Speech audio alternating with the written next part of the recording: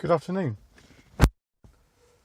Today is the 18th of January, and it's time to follow up on a video that I made earlier this month, which is to do with the top 10 best-selling cars of 2021 as a whole.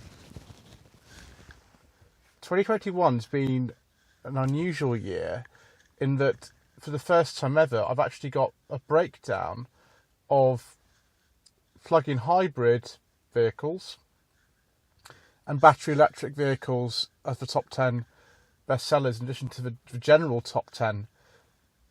Now this is going to be similar in format to the videos I do each month, looking at top 10 best-selling cars of that particular period. This is all 12 months of last year as a whole. All I've got to do is actually look at the data from the Society of Motor Manufacturers and Traders on their website. It's now available, and we'll take a look at some general trends that aren't necessarily completely obvious when we look at them month by month. For example, last month, battery electric vehicles were 25.5% up on December 2020. However, when we look at 2021 versus 2020 as a whole, it's actually only 11.6%. So, yeah, it's actually a sort of difference. Sorry, I don't mean that. It's actually 76%. So, it's actually something of a marked change that we only see slightly if we just look from it every month as a whole. This video is already terribly shambolic, and I'm afraid just for where it goes on this channel. So we'll start off by looking at the year-to-date figures for just general types of fuel. So if I say that, for example, petrol has gone down by 15.7%, that means that the number of petrol-engined cars without any form of electrical assistance has declined between 2020 and 2021 by 15.7%. I also mean registrations as opposed to sales. Sales is just an easier word, an easier thing to get our sort of head round than registrations, because that's something we relate to a lot more. But it is technically registrations, because if I order a car today, a brand new one, that might take months to arrive, and that car will only be registered later this year. So the orders that have come through, registrations that have been made in 2021, they might have been ordered way back. So that's just a little caveat I must make, because otherwise it's not completely accurate. So with the bit and fuel that we talk about never on this channel, diesel, that's actually gone down by 48.1% as a whole compared with 2020. The market share was 16%, it's now 8.2%. The number of cars sold with those engines has reduced from 136,000 to reduced from 262,000 to 136,000. Got to get these things right, which I frequently don't. Mild hybrid forbidden fuel engines have actually increased by 62%. This is things like Audi A4s and some Hyundais and Kias and load of different ones actually. The market share has increased from 3.7% to 6%. And the number of cars sold has gone up from 61,000 to 99,000. Petrol has decreased from 904,000 cars sold to 762,000 cars. I'm very, very bad with figures, viewers. I don't know why I bother making these videos sometimes. Which is a change of 15.7%. Negative direction. The market share has dropped from 55.4% in 2020. Last year, 46.3%. Mild hybrid petrols, that's everything from Suzuki's and Fords and all kinds of things now. That has increased from 119,000 to 198,000. The percentage change is about 66, and the market share has increased from 7.3% to 12%. Battery electric vehicles, 76% increase, 76% increase. When we get on to the top 10 best-selling cars, in general, not just the top 10 battery electric cars, but top 10 cars in general for 2021, we'll see why that is. The market share has increased from 6.6% to 11.6%. Now, that might not sound very much, but when the second best-selling car of all in 2021 was a battery electric car, it starts to make a bit more sense. The number of cars sold has gone up from 108,000 to 191,000. Plug-in hybrids, despite the fact that they have had incentives completely withdrawn, their market share has gone up from 4.1% to 7%. The percentage change is now 71% compared with 2020, and the number of cars sold has gone up from 67,000 to 115,000. Hybrid electric vehicles, that's all kinds of things like the Renault Arcana I tested in September last year, lots and lots of Toyotas, loads of things. That percentage change in the market has gone up from 6.7% to 9%. It's a 34% increase. Number of cars sold has gone from 110,000 a year to 147,000 a year. And the total market's actually up by 1%, which is a big relief, really. Right, let's see if I can actually get these figures correct from now on. Along with more traditional sort of bestsellers in the top 10 for 2021, there are some sort of interlopers. That will become clear in a second. So, top selling car is a Vauxhall Corsa, just under 41,000 cars. Second, the Tesla Model 3. We covered this in best-selling cars of December 2021, because the Tesla Model 3 was the top-selling car for that month as well. They sold 35,000 Tesla Model 3s in Britain last year. That's more than Mini. More Minis. Sorry, more Teslas Model 3s, just the Model 3, than the Mini. I know that it's just the Mini, what we call the Mini hatch. I think it's called the F55, F56 model. But still, 35,000, 32,000, Minis in third place. Fourth place, Mercedes A-Class. Not a car we've seen too much in the top 10, but very, very gradually coming up at the back. And yeah, they sold about 31,000 cars last year. The A-Class is very popular, not because it's a rarity, because it's absolutely not. It's not a premium car. It is perceived as a premium car, but it's not, because the Mercedes A-Class outsells the Volkswagen Polo and the Ford Fiesta. So, yeah, make of that what you will. Oh, and the Golf. Yeah, about 31,000. The Polo is just underneath and in fifth position. 30,600. The Golf just behind the Polo. So we love our German cars in this country, viewers, it appears. Sixth position, just over 30,000. Nissan Qashqai, seventh, just under 30,000. That's been a perennial, top 10 car for many, many years in this country. Rather than Fiesta, it's a Ford Puma. It's 28,700. So it's very close, kind of from Model 3 downwards. It's much closer. The Corsa is way out in front, but everything else is much closer together. So Puma in 8th position. Then the Kia Sportage, again, a car that actually sells very well in this country. Whatever you think about the styling of the Sportage, whether it's the brand new or the old model, that is a very, very, very big seller. 10th position, Toyota Yaris. Again, we've seen this a lot. So Sportage is just under 28,000. Yaris is about 27,400. So that's top 10 best sellers for last year. Whether you like these cars or not, these are the ones that are going on the market. And you won't believe that the best-selling plug-in hybrid car, there's actually a top 10 for these now, which we'll go through. First position is the BMW 3 Series. They sold almost 11,000 of those, just plug-in hybrids. Mercedes A-Class, again, I didn't really realise they made a plug-in hybrid version of those, but they do. And it's 6,500.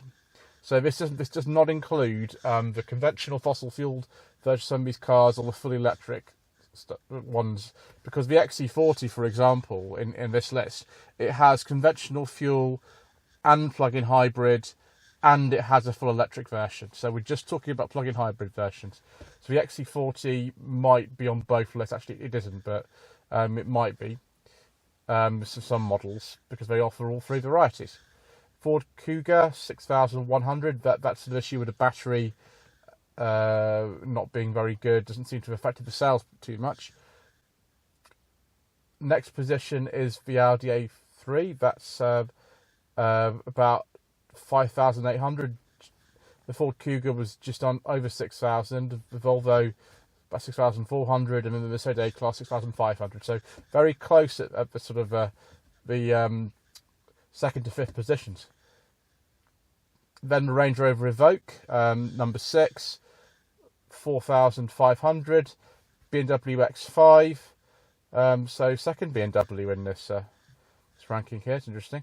3,700. Volvo XC60, not the XC40 for some reason. XC60, 3,500. The Range Rover Sport, second Land Rover product in there, 2,900. And the Seat Leon, I presume that's both the hatchback and the ST versions, one of the cheaper plug-in hybrid cars, 2,700. So not really a correlation between actually the list price of the car, because the 3 Series is much more expensive than a Leon, and an XC40 plug-in is pretty expensive. So it's not necessarily the cheapest cars that are doing the best. I mean, they are, the Range Rover Sport is much more expensive for the 3 Series, of course, but interesting here. Then just pure electric cars. First place, as we know, Tesla Model 3, about 35,000 cars, crazy. Then the Kia e-Niro, just the e-Niro version. If you want to see a review of the e-Niro, have a look at the Planet Auto channel. They had one late 2020, I believe.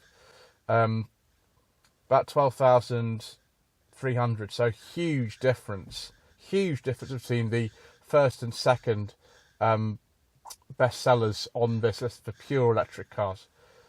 Next, the Volkswagen Id3. I actually have a review of an Id3 on the channel. I reviewed it in May 2021, and that's actually been quite a popular video. I don't think it's the best electric car on the market personally, but it's a big sell like the Golf is, I suppose, with conventional fuel. So there we go, about 11,000. Fourth place, Nissan Leaf. No surprise, that's been a big electric car seller for many, many years. About 9,000. Then the Audi E-Tron, 7,400. I think that's just the E-Tron as a model, as opposed to like a version of something like an A3, because they also have the A3 E-Tron, so it's a bit confusing. Hyundai Kona Electric, 7,200. The Mini Electric, 6,600. Renault Zoe, again a perennial best-selling electric car in many countries, 5,800. Then just below it, the Vauxhall Corsa E, which I actually drove 2 years ago when they were very, very new, and there's a walk around review of it, which is not very good, but it's there. 5,600. And then the MG ZSEV, a car very much after my own heart, and the new version is out, as many of you know. I am trying to get hold of one of those for review. 5,400. So there we go. You can see a lot of these numbers, they are maybe a bit closer to the standard top 10 best-selling cars than you might imagine. So now we're going to look at the whole of 2021 in terms of the different brands that are on sale in this country. There's some very, very surprising gains in here. One manufacturer that has had their sales increase by almost 5,000%, which is insane. Abarth, very little change actually. Their market share is exactly the same as it was in 2020, 0.14. Number of cars sold was exactly the same at about 2,350. Percentage change is negligible. It's minus 0.6. Alfa Romeo, though, another Stellantis brand, which badly needs that Tonale to go on sale, which I saw first in 2019. I saw Tonale concept at the Goodwood Festival of Speed, where I was a guest of Planet Auto actually at the time, which is very kind of them to have me with them then. But that needs to come out quite quickly. I think the Giulietta is off sale now, so even more important. It's a 25% decrease. The market share was 0.13 in 2020. Last year's 0.1, and the number of cars has gone down from 2,100 to 1,600. Alpine, a big increase. Don't particularly know why. It's been on sale for a couple of years now, but their sole model, the A110. It's a 92% increase, but when it's between kind of 105 and 202 cars, and the market share is 0.01, it's maybe not as significant as some other brands. Audi, 9.38% increase. We do like Audis in this country, but there's other brands we like even more, it would seem. So yeah, 9.38% increase. 2020 was 108,000 cars, 6.61% market share. Last year, 7.16, 118,000 cars sold. Bentley, hardly changed at all. Market share remains at 0.08%. It's a 0.82% increase, and that's a very small increase. It's about 9 cars. So about 9 cars between 2020 and 2021. BMW, very, very, very similar figures to Audi. Really, really similar. 0.95% increase, so holding very steady, almost exactly on the market trend actually for BMW. But they have lost the spot that they had last year to Audi. In 2020, they sold about 115,000 cars. Now, although they've increased 117,000 cars, and they've maintained their market share at about 7%, Audi sold something like 1,200 cars more. We'll see how well this does, and this is crazy. I've just seen a little bit ahead, and you won't believe this. Okay. Citroën, traditionally not been performing too well recently, but they've had an increase, about 7.6%. They've gone up from a market share of 1.72 to 1.83, and 28,000 cars to 30,000 cars. Cupra, the biggest increase of all, just under 5,000%, was a 0.01% market share with under 200 cars sold, and last year they sold 7,600 cars and are now at 0.46% of the market. Dacia, despite launching a new model in 2021, I think that was the first year for the new Sandero, from what I remember. I don't think it came out in 2020, I think it came out in early 2021. I have driven one of those. I drove one of those in September, the Stepway model, and it was absolutely brilliant. It's a fantastic car. But the decrease of 7%, the market share has gone from 1.16 to 1.07, for about 19,000 to about 17,500 cars. DS, not a massive player in our market, very little change, 0.71% decrease. Market share has gone from 0.15 to 0.14. Number of cars sold is virtually the same. It's about 2,400 in both cases. Fiat, despite the fact that really nothing new is on sale, I mean, I think the most exciting thing when on sale in 2021 was the faceless version of the Tipo, which excites people like me, but not many other people. I can't remember when the final electric came out. I think that was in late 2020 actually, so I might be wrong. It could have been early 2021. Maybe someone will correct me in the comments about that, but not much of a dramatic change. An increase though of 4.7%.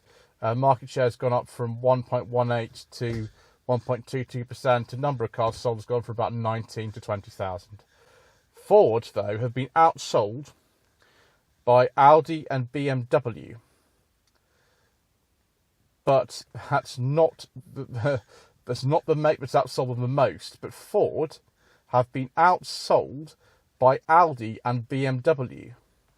Why do you think I keep going on about the fact that BMW, Audi and Mercedes are not premium brands anymore in this country? Because they sell more cars than Ford. What can I say? Yeah.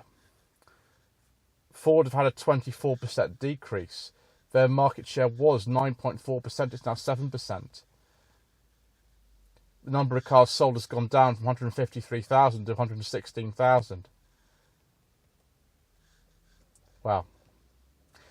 Definitely were Britain's top selling brand for an absolute age, and now they're not. Genesis, it's their first year on sale, so we can't really compare it properly. Honda, they've had a decrease, but it's not particularly dramatic. It's about 1.5, so no less than 1.5%. It's under that. Their market share has gone from 1.67 to 1.63. Number of cars sold has remained very consistent. It was about 27,300. It's about 27,000 now.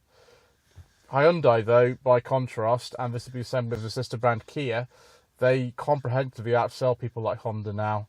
They've had a market share increase of 47%. It was 2.9% of the market, and that's 4.23. It was 47,500 cars in 2020. It's now almost 70,000 cars. We are very much enjoying our Korean brands over here these days, viewers.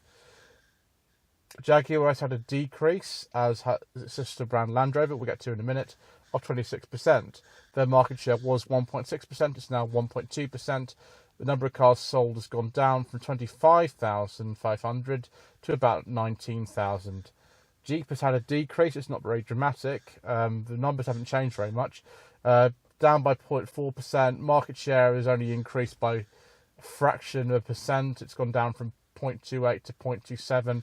Number of cars sold has gone down from about 4,600 to about 4,500. Not much dramatic. Kia, though, 29% increase. Their market share has gone from 4.3% to 5.5%. The number of cars sold has gone from 70,000 to 90,000. Land Rover is actually quite a big seller in this country for obvious reasons, but they've had a decrease like Jaguar have. Their market share is down by 9%. It was 3.6, it's now 3.2. A number of cars sold has gone from 59,000 to 53,000. Lexus has gone from 0.84% market share to 0.84% market share, because the percentage increase is exactly the same as the percentage increase for the market overall, about 1%.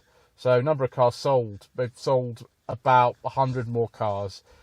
Both figures close on 14,000. Maserati have had an increase, but it's negligible really. Their market share is only sort of 0.05 anyway, so there we go. Mazda, or Mazda, we like to call it, that has gone from 1.4% of the market to 1.6% of the market. 14% increase. They do make some really good cars, Mazda, to be honest. So I'm hoping to actually review some new Mazdas on the channel this year. We were going to do it last year, but we couldn't for reasons I won't go into. But hopefully we'll get able to do that at some point this year. Their sales have gone from 23,000 to 26,000. Mercedes-Benz, in contrast to Audi and BMW, for whatever reason, have gone down 12%. Now, the number of cars they sold has gone from 111,000 to 98,000. They were 6.8% of the market. They're now 6% of the market.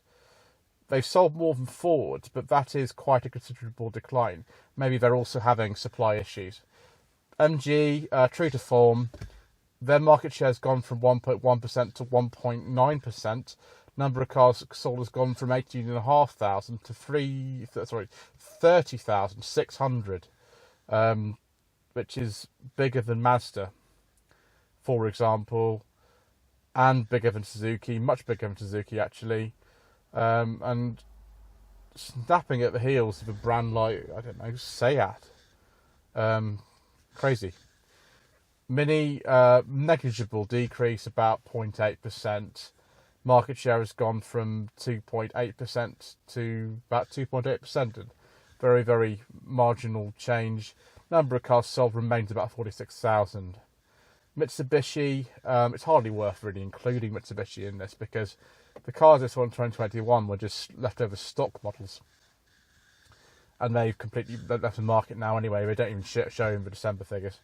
Nissan, a small decrease of 5%. The market share has gone from 4.4 to 4.2. Number of cars sold has gone from 71,000 to 68,000. By contrast, Peugeot, 7% increase from 3.5% market share to 3.7. Number of cars sold very consistent, about 57,000 to 61,000. Polestar, wholesale leading cars in 2020, their market share hasn't gone as much as Cupra, but it's gone up from 0.05 to 0.25% of the market, and about 382% increase. Number of cars they sold has gone from 850 to 4,000. Porsche gone down by 4%. I don't know why. Their market share has changed from 0.9 to 0.8, and the number of cars sold has gone from 14,000 to about 13,700. Not dramatic, really. Renault, despite that new Arcana coming out this year, have had a decrease. It's about 30%. The market share was 2.6%. It's now 1.8%. They actually sell many fewer cars now than Seat. Seat have also a decrease by 5%, but their number of cars sold has only gone down from 45 to 43,000, and the market share has only changed from 2.78 to 2.62%. Skoda, traditionally a stronger brand than Seat in this country, possibly due to lower prices. Market share again down by about 5%, was 3.6%, it's now 3.4%. Number of cars has dropped from 59,000 to 56,000. Smart is kind of negligible, really. They've increased, but about 15%. They only really sell, I think, 2 models, which is the electric 4.2, electric 4.4. Market share has gone from 0.8% to 0.1%. SsangYong, actually, for them, have had a good year. It's not decreasing anymore. They've obviously taken some of the Mitsubishi customers because many former Mitsubishi dealers are now SsangYong dealerships, and SsangYong's future is actually now secure. I will be doing a video on that soon. They have gone from 0.09% of the market to 0.09. Number of cars has increased by 2.5% to from about 14,000.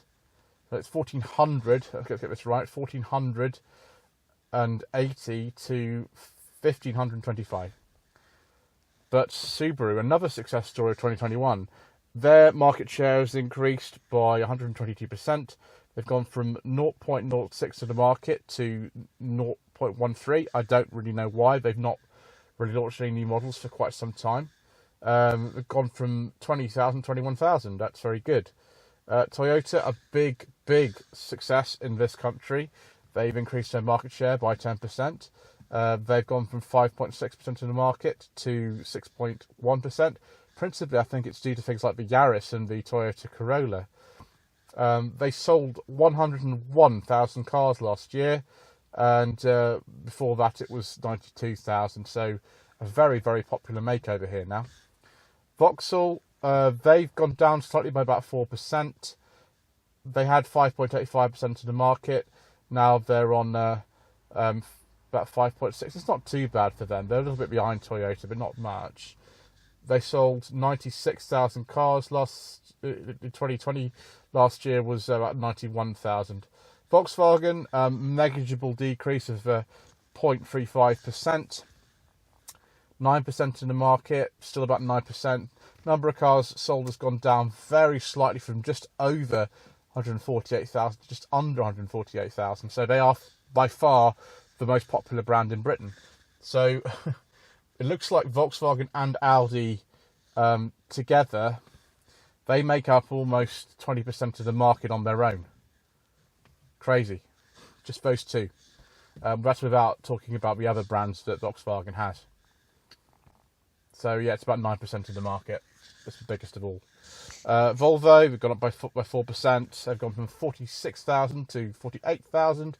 and 2.85% in the market to 2.93. Other imports, this is mainly Teslas, they've gone up by 39%, from 26,000 to 36,000 last year. So that's it. Those were the top 10 best-selling cars of 2021. That was a marathon mission to get all through that. I do apologise for getting all these things wrong. It's just what happens on the channel, unfortunately. Don't forget to subscribe to the channel for the top 10 best-selling cars of January 2022 and other boring stuff. Don't forget to like this video, leave a comment below. If you wish to become a channel member and see this sort of stuff early, then you can just click the join button below. Thank you ever so much indeed once again for watching.